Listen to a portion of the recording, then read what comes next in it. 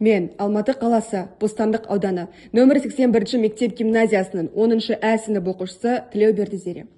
Мамандықтар әлемін ашамыз республикалық форумына мен мамандықты таңдаймын номинациясына қатыса отырып, наубайханашы еңбегі әр үйдің берекесі тақырыбында наубайханашы мамандығын сіздерге ұсынамын. Нан адамзаттың басты азығы. Біз оны күн сайын жейміз, бірақ оны дайындау қаншалықты еңбекті қажет ететінін ойлай бермейміз. Бүгін біз наубайханашылардың еңбегіне үңіліп, нан өндірісінің қалай жүретінін көрейік. Нан өндірісі ең алдымен бидай алқабынан басталады. Бұл алтын дәндер диірменге жеткізіліп, ұнға айналады.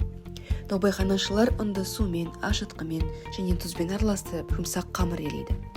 Қамыр дайын болған соң, оны түрлі пішіндерге келтіреді.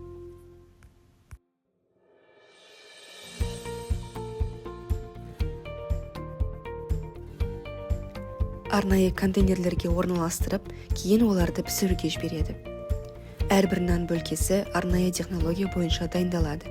Пешке түспес бұрын қамырдың дұрыс көтерілуі мен пісу уақыты қатаң бақыланады. Кейін конвейер арқылы әр бөлке тексеріліп, орауға жіберіледі.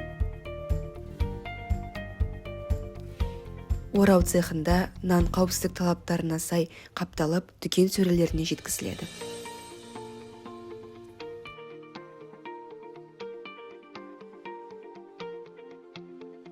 Мінекей, біз дүкеннен сатып алатын нан дәл осылай жасалады.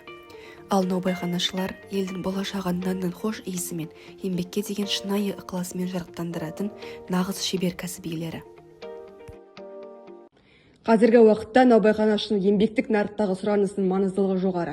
Себебі ол ешқашан өзектілігін жоғалтпайтын мамандық. Ал оны жасаушы шеберлер әрқашан сұранысқа ие. Қалада да, ауылда да, үлкен өндірісте де, шағын наубайханаларда да бұл кәсіп иелеріне әрдайым жұмыс бар. Сондықтан да мен наубайханашы мамандығын таңдадым. Наубайханашылардың еңбегі халықтың берекесі мен болашағының кепілі.